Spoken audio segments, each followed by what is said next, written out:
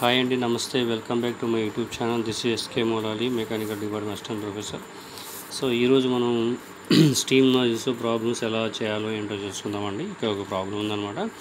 So problem ఏంటంటే, steam enters A nozzle at 15 bar and 300 degrees centigrade and expands to 2 bar and the quality of 85% dry. Determine velocity at exit using steam table. అంటే ఈ problem steam టేబుల్ని use చేసుకుని చేయమన్నారు అనమాట. So steam entrance nozzle at 15 bar, అంటే steam అనేది 15 bar ఒక nozzle ద్వారా enter అవుతుంది. అది 300 degrees సెంటీగ్రేడ్ ఎక్స్పాన్షన్ అయిందనమాట. అప్పుడు ఎంత బార్కి అయింది? 2 barకి ఇది అయిందనమాట. సో అండ్ క్వాలిటీ ఆఫ్ 85% డ్రైగా కన్వర్ట్ అయింది. సో ఇందులో మనం ఫైండ్ అవుట్ చేసిన వాల్యూ ఏంటంటే వెలాసిటీ ఎంత ఎగ్జిట్ అవుతుంది ఏందో ఫైండ్ అవుట్ చేయాలన్నమాట. సో మనకి ఇక్కడ ఫస్ట్ గివెన్ డేటా రాసినట్టయితే మనకి ఏమేమి వాల్యూ ఉన్నాయంటే, సో ఫస్ట్ P1 అని ఉందన్నమాట, ఎంత 15 bar.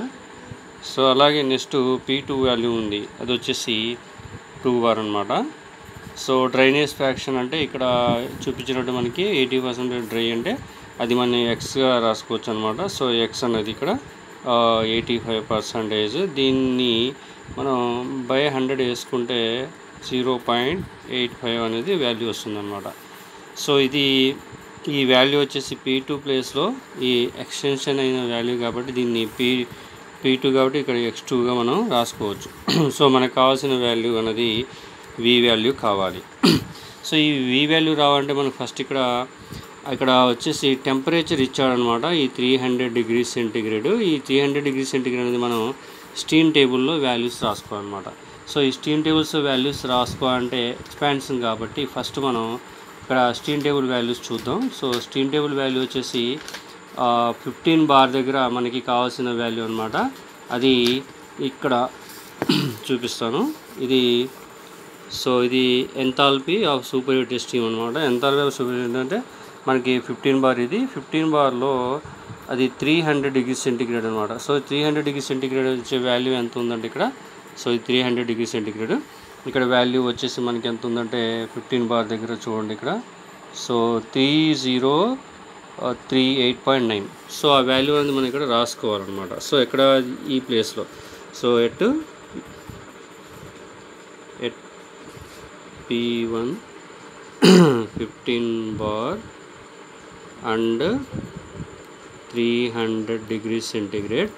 ఇది సూపర్ హీటెడ్ స్టీమ్ కాబట్టి సో ఇది H1 అవుతుంది అనమాట. H1 ఈజ్ ఈక్వల్ టు మనకి ఇచ్చిన వాల్యూ 38.9. ఇది మనం రాసుకునే వాల్యూ ఇదనమాట. నెక్స్ట్ ఇక్కడ P2 bar దగ్గర తీసుకోవాల్సిన వాల్యూస్ అన్నీ ఉన్నాయన్నమాట. ఆ P2 వాల్యూస్ కూడా మనం ఇక్కడ చూద్దాం. P2 వచ్చేసి టెంపరేచర్ 2 bar అనమాట. ఆ 2 bar అనేది ఇందులో జనరల్గా స్టీమ్ టేబుల్ చూసుకుందాం అనమాట. HF1 HF2 ఆ వాల్యూ ప్రకారం రాసుకుంటాం. సో ఆ వాల్యూ ప్రకారం మనం దీనికి ఇప్పుడు రాజధానికి మనకి ఇక్కడ kg రాసుకోవాలన్నమాట. యూనిట్స్ కంపల్సరీ రాయాలన్నమాట. సో ఇక్కడ వచ్చేసి దీంట్లో మనకి ఎట్ P2 2 bar.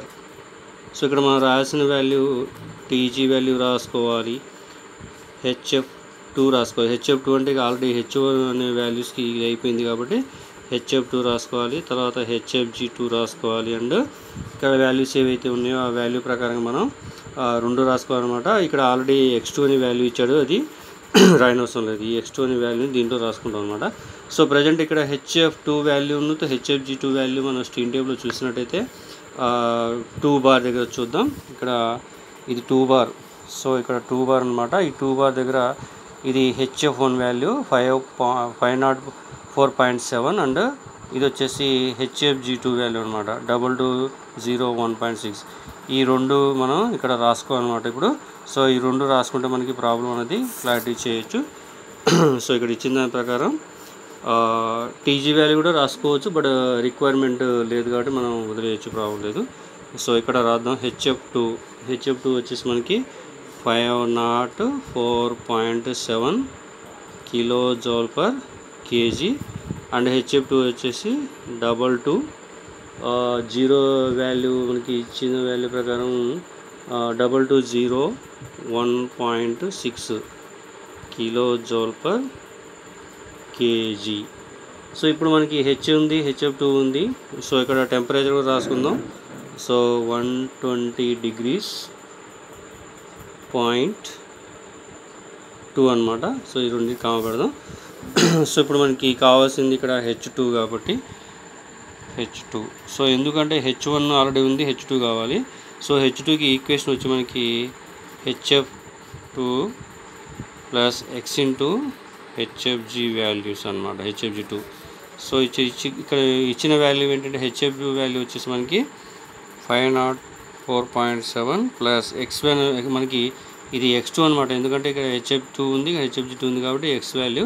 సో ఎందుకంటే ఎక్స్పాండ్స్ అయింది కాబట్టి. సో ఇక్కడ వాల్యూ వచ్చేసి మనకి 0.85 ఇంటూ హెచ్ఎఫ్జి2 వాల్యూ వచ్చేసి మనకి 2201.6 ఈ వాల్యూ. సో దీన్ని మనం హెచ్2గా రాయాలి. సో ఇప్పుడు మనం క్యాలిక్యులేషన్ చేస్తే మనకు వచ్చే వాల్యూ ఏ విధంగా ఉంటుందో మనం క్యాలిక్యులేట్ చేద్దాం.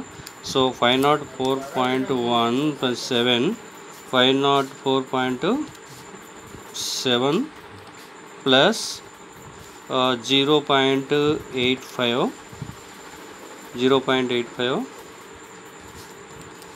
ఇంటూ 2201.6 ఈ వాల్యూ మనం క్యాలిక్యులేట్ చేస్తే వచ్చిన ఆన్సర్ వచ్చేసి 2374 వచ్చిందనమాట. వాల్యూ 2376. సో ఇక్కడ 2376.06. సో ఇది మనకి హెచ్ వాల్యూ అనమాట. ఈ హెచ్ వాల్యూ వచ్చింది కాబట్టి ఇది హెచ్2 అవుతుంది. సో ఈ హెచ్2 వాల్యూ వచ్చేసి మనకి kilojoule per KG. So kilojoule per KG. So మనకి హెచ్2 ఉంది, ఇక్కడ హెచ్1 ఉంది. సో మనకు కావాల్సిన వాల్యూ ఏంటంటే v ఈజ్ ఈక్వల్ టు మనకి వెలాసిటీ ఎగ్జిట్ ఉంటుంది కదా. So velocity exit.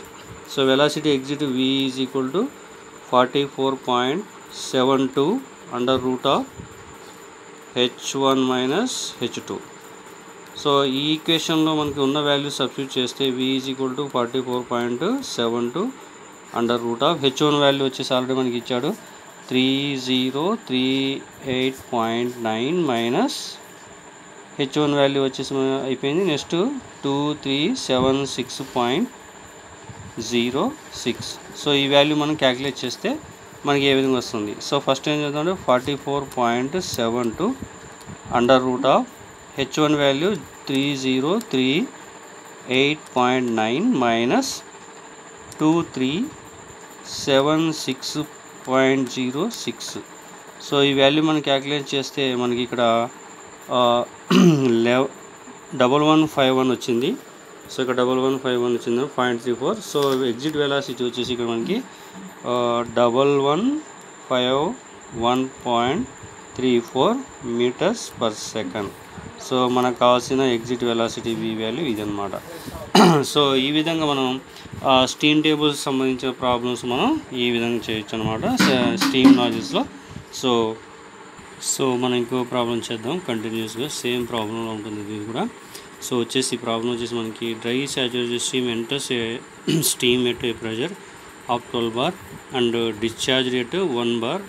If the steam at exit is 0.9 dry find the velocity of this steam. అంటే ఇది కూడా సేమ్ ప్రాబ్లంలో ఉంటుంది. కాకపోతే ఇక్కడ 12 bar, ప్రీవియస్ ప్రాబ్లం వచ్చేసి 15 bar ఇచ్చాడు.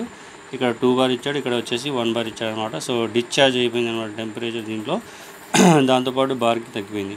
సో ఇక్కడ వచ్చేసి ఎక్స్ వాల్యూ 0.9 ఇచ్చాడు, వెలాసిటీ ఫైండ్ అవుట్ చేయాలి. సో దీంట్లో ఏంటంటే మనం first P1 is equal to 12 bar అనమాట. సో ఇక్కడ P2 is equal to 1 bar. So దీంట్లో మనం హెచ్ వాల్యూ ప్రీవియస్లో రాసిన దాని ప్రకారం మనం స్టీమ్ టేబుల్లో చూసుకున్నట్టయితే సో ఇక్కడ వచ్చేసి P1 is equal to 12 bar and H1 is equal to దీనికి రిక్రీజ్ అయింది కాబట్టి స్టీమ్ టేబుల్లో మనకి వాల్యూ వచ్చింది 2782 7.7 కిలోజౌల్స్ పర్ కెల్విన్ ఉందన్నమాట. సో అలాగే P2 is equal to 1 bar కాబట్టి ఇక్కడ HF2 ఈజ్ ఈక్వల్ టు మనకి స్టీమ్ టేబుల్ చూసామైతే మనకి 504.7 ఉంది. HFG2 సేమ్ యాజ్ టీజ్గా ఇక్కడ మనకి ఈ బార్ 1 బార్ దగ్గర వచ్చేసి వాల్యూ 016 ఉందన్నమాట. సో ఈ వాల్యూ వచ్చేసి 14 kilo joule per KG. So ఇక్కడ వచ్చే వాల్యూ ఏంటంటే మనకి ఆల్రెడీ X2 అనే వాల్యూ ఇచ్చేసాడు కాబట్టి ఇది 0.9 అన్నది మనకి డ్రైనేజ్ ఫ్రాక్షన్ అనమాట. సో మనకి H2 కావాలి కాబట్టి so H2 equal to HF2 plus X2 into HFG2 value. So దీంట్లో మనం వచ్చిన వాల్యూ సబ్స్టిట్యూషన్ ఎలా ఉంటుంది? సో 504.7 ప్లస్ X2 అంటే 0.9 ఇంటూ మనకి HFG2 వాల్యూ వచ్చేసి 22016. సో ఇది మనం క్యాలిక్యులేషన్ చేస్తే మనకి ఏ విధంగా వాల్యూ వస్తుంది అంటే సో చూద్దాం ఇక్కడ. సో HFG2 వచ్చేసి 504.7 ప్లస్ 0.9 ఇంటూ 2201.6. సో ఇక్కడ మనం వాల్యూ క్యాలిక్యులేట్ చేస్తే మనకి ఎంత వచ్చిందంటే 24861.4. ఇక్కడ చూడండి 24861.4 అనే వాల్యూ మనకి ఇక్కడ వచ్చింది. 24861.4. సో H2 వచ్చేసి 248.6.14 ఇది kilo joule per KG. So మనకి H2 ఉంది ఇక్కడ వచ్చేసి H1 వాల్యూ ఉంది కాబట్టి మనకి ఎగ్జిట్ వెలాసిటీ కావాలి. సో ఎగ్జిట్ వెలాసిటీ ఈక్వేషన్ వచ్చేసి V is equal to 44.72 under root of H1 minus H2. So దీని ప్రకారం మనకి ఇక్కడ వాల్యూ సబ్స్టిట్యూట్ చేసినట్టయితే 44.72 under root of H1 value వచ్చేసి మనకి ఇక్కడ 2787.7 మైనస్ H2 వాల్యూ వచ్చేసి మనకి 2486.14. సో దీన్ని మనం క్యాలిక్యులేట్ చేస్తే మనకు వచ్చే వాల్యూ ఎలా ఉంటుందో చూద్దాం. సో 44.72 అండర్ రూట్ ఆఫ్ ఇక్కడ ఇచ్చిన వాల్యూ ప్రకారం మనకి 2787.7 మైనస్ 2486.14. సో ఈ వాల్యూ మనం క్యాలిక్యులేట్ చేసినప్పుడు మనకి ఇక్కడ ఆన్సర్ వచ్చేసి 776.58 వచ్చిందనమాట. ఈ వాల్యూలో మనకి ఇక్కడ ఉన్న వెలాసిటీ అనమాట. సో ఇక్కడ ఆన్సర్ వచ్చేసి మనకి V వాల్యూ 776.582. ఇది మనకి మీటర్స్ పర్ సెకండ్ ఉంటుంది అన్నమాట. సో ఇది వెలాసిటీ.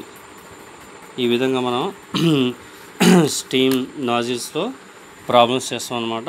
సో నెక్స్ట్ వీడియోలో ఇంకా ప్రాబ్లమ్స్ తీసుకొస్తాను. So thank you for watching this video. Thank you.